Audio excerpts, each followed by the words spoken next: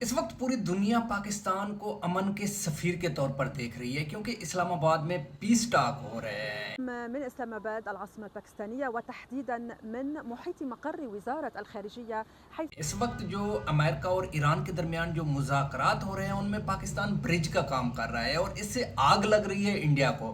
हालांकि हमारा हमसाया मुल्क है।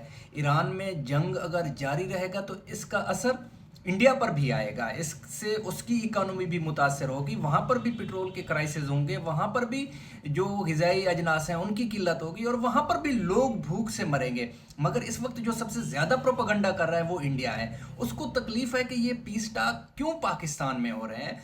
अमेरिका का जो नायब सदर है वो क्यों पाकिस्तान गया है, हालांकि उन्होंने पहले जिस तरह नूर खान एयरबेस को ही उड़ा दिया था उन्होंने अपने खबरों में, तो इस तरह से अब उन्होंने कहा है कि वो जो अमेरिका के नायब सदर हैं वो आए हैं और आके वापस चले गए हैं, जहाज से उतरे नहीं है। अजीबो गरीब किस्म का इनका मीडिया है। We are getting some breaking news from USA about the plane of US Vice President Mr. J.D. Vance. It is a fully exclusive story from our Israeli sources. J.D. Vance will not reach Pakistan. There remains a high chance that he will divert his plane in the middle and go back to USA. No. इनको बात करने की तमीज़ नहीं है। हालांकि हम हमसाए हैं यार, जहाँ पे पाकिस्तान का नुकसान होगा, जहाँ पे पाकिस्तान की इकोनॉमी को नुकसान पहुंचेगा इस जंग से, वहाँ पर इंडिया की इकोनॉमी को भी नुकसान पहुंचेगा और पहले भी पहुंच रहा है।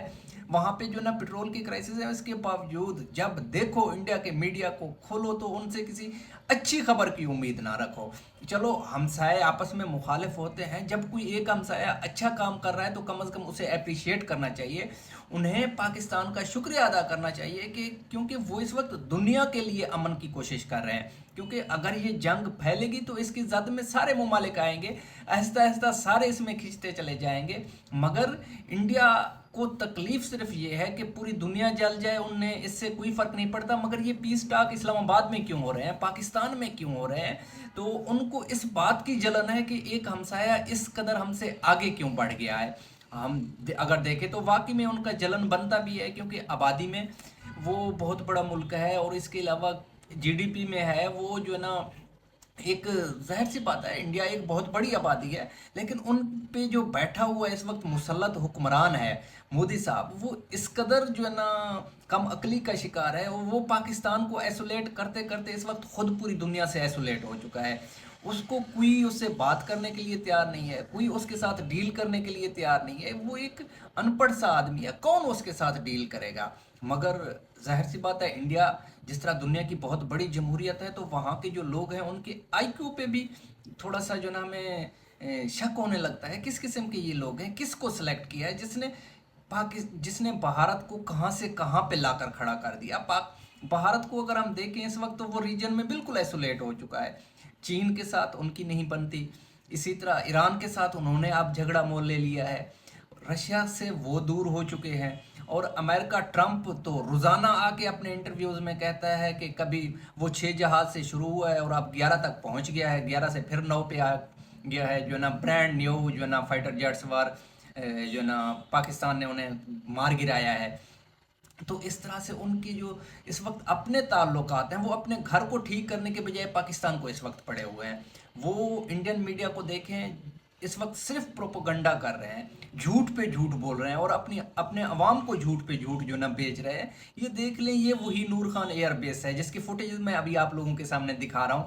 ये वही अमेरिका का नायब सदर है जो नूर खान एयरबेस पे उतरा है और ये जो है ना पाकिस्तानी उन्हें ऑफिशियल रिसीव कर रहे हैं। तो देखें, ये वही जो लोग हैं जो इंडिया के लोग हैं, उनसे गुजारिश है कि अपनी आंखों को खोलें, अपने मीडिया को थोड़ा सा समझाएं। इनके ये रेटिंग के चक्कर में पता नहीं क्या क्या कर बैठे हैं। इन्होंने कराची भी फतह कर लिया था, इन्होंने पूरे पाकिस्तान को फतह कर लिया था। जब सुबह इंडिया के लोग जागे तो उनको पता चला ये तो अपने बार्डरों में ही ठहरे हैं, अभी तक तो ये अपने 5-6 जहाज़ गिरवा के बैठे हुए हैं।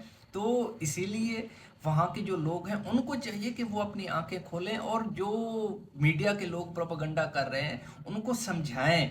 ये जो पीस डील है या पीस टॉक्स हैं ये पूरी दुनिया के लिए अहम है।